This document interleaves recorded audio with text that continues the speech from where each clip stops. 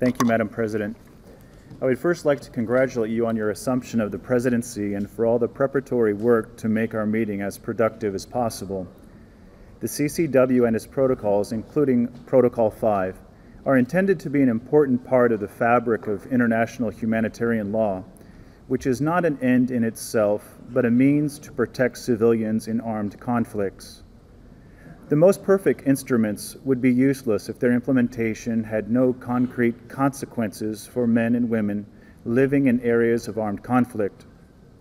We are all aware that the adoption of a number of instruments in the disarmament field was only possible at the level of the lowest common denominator. Realism, invoked to convince those who want more robust instruments, is the promise of implementation in good faith, which would be an invaluable service to countries in conflict. Madam President, Protocol 5 did not escape this logic. For the sake of credibility and to keep the door open for negotiating and adopting other instruments in the future, it is incumbent upon all states parties to take seriously the implementation of this instrument in both its preventative dimension as well as in its remedial dimension. The many recent conflicts in the Middle East, Africa, North Africa, Europe remind us of our responsibilities regarding explosive remnants of war and abandoned ordinances. Apart from the safety of civilians, we are witnessing national and regional destabilization because of the lack of safety and security of stocks that the international community is unable or not prepared sufficiently to prevent. The states parties have the responsibility to avoid Protocol 5 becoming a text unable to prevent and remedy. In this context, the implementation of Article 4 of the Protocol is all the more necessary. Without strict respect for this article, other provisions of this protocol would be impossible to meet.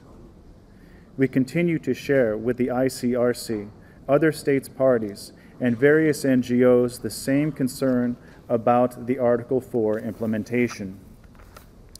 It is true that the primary responsibility is that of the affected state, but international cooperation is also an obligation. Almost all current conflicts involve national, regional, and international actors, state actors, and non-state actors.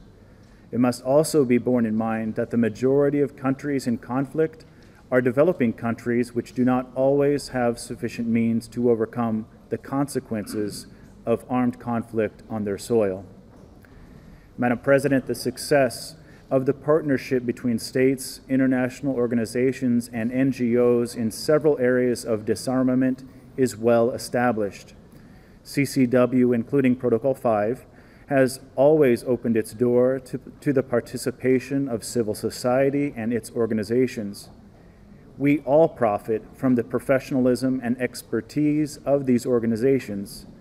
We believe they should continue to have a place and a voice in this place, and a role to play in international cooperation in the prevention and remedy of damages caused by explosive remnants of war. Madam President, wars and armed conflicts are always a failure of politics and of humanity.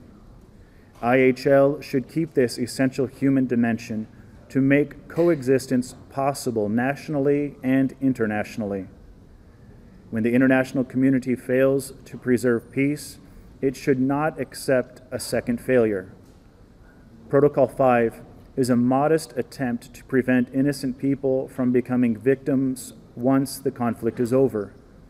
Compliance is not only a legal obligation, it is in the first place a moral duty towards the people and a political duty to restore peace. I thank you, Madam President.